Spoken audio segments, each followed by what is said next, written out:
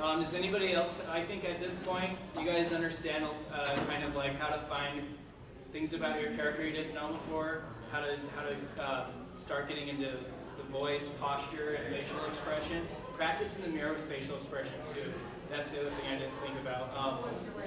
What do you look like if you're on a motorcycle and unfortunately a bird decides to fly in front of you and make a mess of you?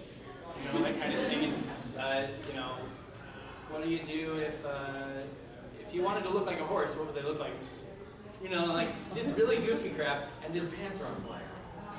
You know, and do that. Like, what would that character do if somebody came up and blocked them? It depends. I mean, obviously Jack would be like, the Joker would be like, you know, get away. Don't use a real knife, ever.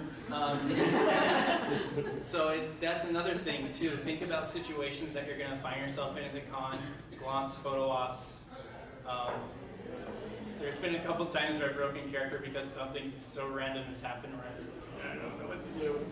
Another thing for photo shoots is something that's, you know, you see at cons, people usually have a specific pose or something that they do for your character. Just look it up. Like, what would your character do if they were granted a good photo opportunity?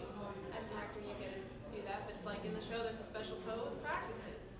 Like, try and make it as good as you can, because you never know where that picture's going to show up on the internet. So. And do not be, I mean, I know this is really cheesy to say, but don't be ashamed of who you are and what you look like and the things that you like, because that's the only way that you're going to connect to the character, is to go through yourself. How do you look in the costume? You're not going to, like, I look nothing like Heath Ledger, Johnny Depp, or these other actors, but when I'm in the costume, people are like, you look just like him, and it's because they want to believe it. And I'm aware of how I look in the costume. Another thing, practice in front of the mirror. You need to know what you look like when you say or do certain things to other people, because that's part of the, like, you need to be conscious of that so that you can have the proper facial expressions and posture and all that stuff. Just be really, really comfortable with yourself. That's like that's probably the number one thing, because if you're not comfortable with yourself, you're not going to be comfortable with another character. Is there any other questions? Any questions? Anything you want to ask us? What? The what? eBay. Yeah, I don't know much about it though. So you want to explain it? What? I don't know, I guess I We can get another chair. Oh, there's one.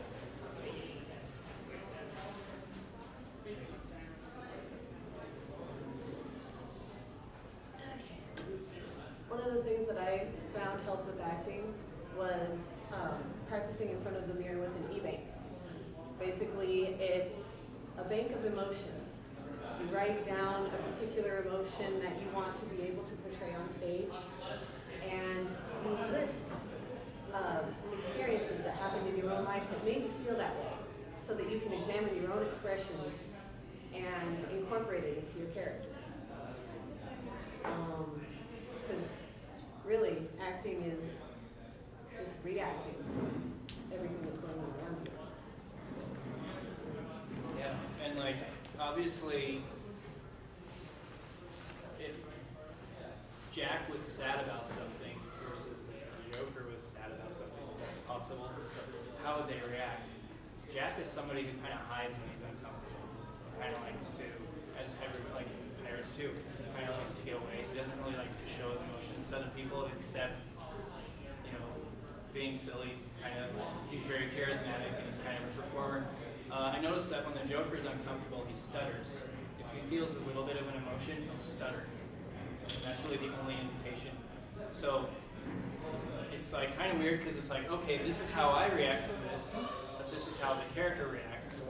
So what I need to do is when I'm feeling this, like if I'm feeling sad, you know, if I feel sad, I cry, but if the Joker feels something like that, he's going to stutter and be uncomfortable and kind of like lose train of thought and then kind of get back and change the subject and get on something else. So it's sort of like, okay, sad emotion, then I need to stutter. Sad emotion, I need to kind of close myself in and kind of get away. So it's like taking the e-bank and then kind of directing that into what the character would do. kind of like something that you do like the e-bank, but it usually involves more than one person. Like if you have a group, like say Ichidan, if they wanted to do not characterization, but like emotion and be able to express it, you can have certain spots that you have people stand. Say you have 4 people, so they stand 1, 2, 3, 4, and you assign wherever they're standing to what emotion it is. Like you say, take a piece of paper that's sad, angry, euphoric, and love. And you have them, whoever's in there, explain it, and then you have a few other people outside, and they go in and change what the people would look like to see to portray what they think the emotion looks like. And it helps you characterize it, and sometimes it gets so powerful that you walk into the box and you feel the energy before you even start going. Yeah, it's pretty cool. And like, every person's gonna have a different way of expressing that emotion. So I don't know if there's like a way to do it. Ryan, do you want to come up and talk about your experience with playing Light? Death Note. He's our A-cast, our B-cast is performing here, but he played Light earlier in the year. Some of the shows, and that was quite an interesting experience for him. Characters. I'm normally very soft-spoken, and for the last several years of my life, I've been trying to live the path of Zen. And so playing a character like Light Yagami was very difficult. He gets very angry, and he's very passionate about becoming the god of this world. And so learning how to project anger, I kind of had to go a little overboard with it because it's just something that I'm not used to. So I had to go back and look at all of the things in the past that had made me angry, all of the major events in my childhood, which I won't go into because that's just creepy.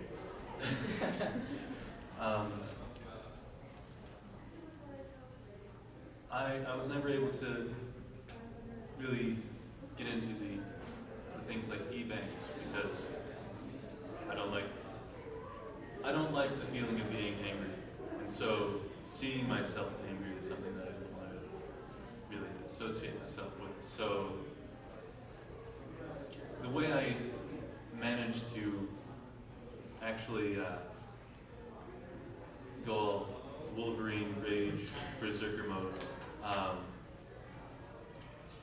was I disassociated myself from this character.